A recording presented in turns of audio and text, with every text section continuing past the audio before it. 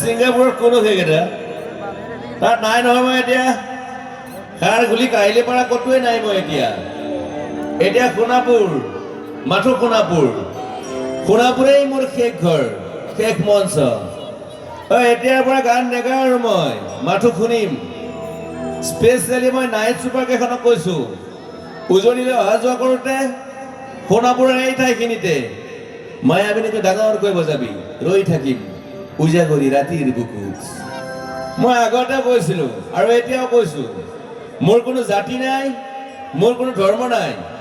সৰু সজাত দেখুৱাই দিলো, কোনো নাই তাত।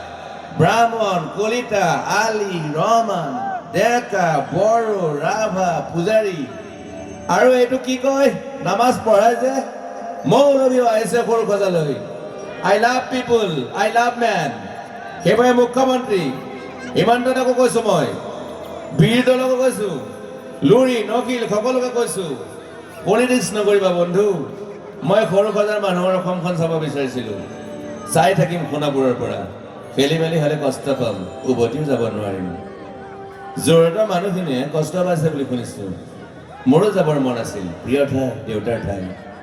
উপায় নাই, পলম হ'লে শৰীৰটো কষ্ট পায়। বাকী গৰিমাৰ দেউতাই গুৱাহাটীতে থকাটো বিচাৰিলে। একো নাই, গুৱাহাটীলৈ আহিলে মাত দি যাব, সোণাপুৰতে থাকিব।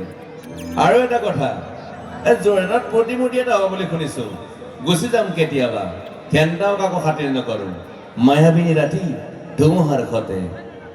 মাজুলীবাসীয়ে দুখ নকৰিব দেই, মনত পৰিলেই গাই দিব মাজুলীৰ এজনী ছোৱালী। নিমাতী ঘাটলৈ যাব নোৱাৰিম আৰু একো নাই, মোক প্ৰতিটো বসন্ততে পাব অসমবাসীয়ে।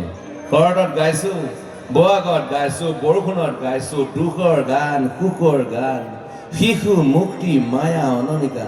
মাথো নতুন গান গাব নোৱাৰিম, বন্ধ হৈ থাকিল চালা সকলো।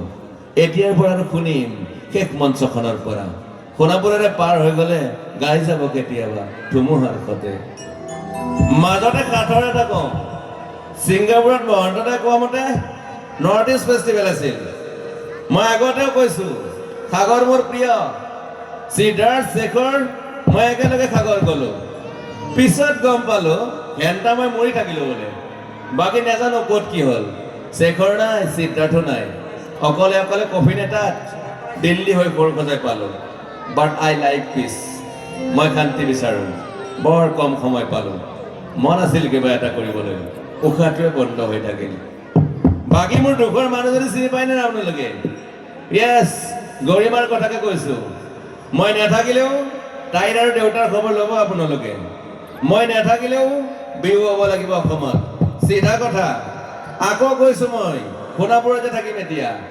মোৰ সমাধিৰ ওচৰলৈ গ'লে গাই যাব সকলোৱে মায়াবিনী ৰাতিৰ বুকুত। এইখিনিয়ে আৰু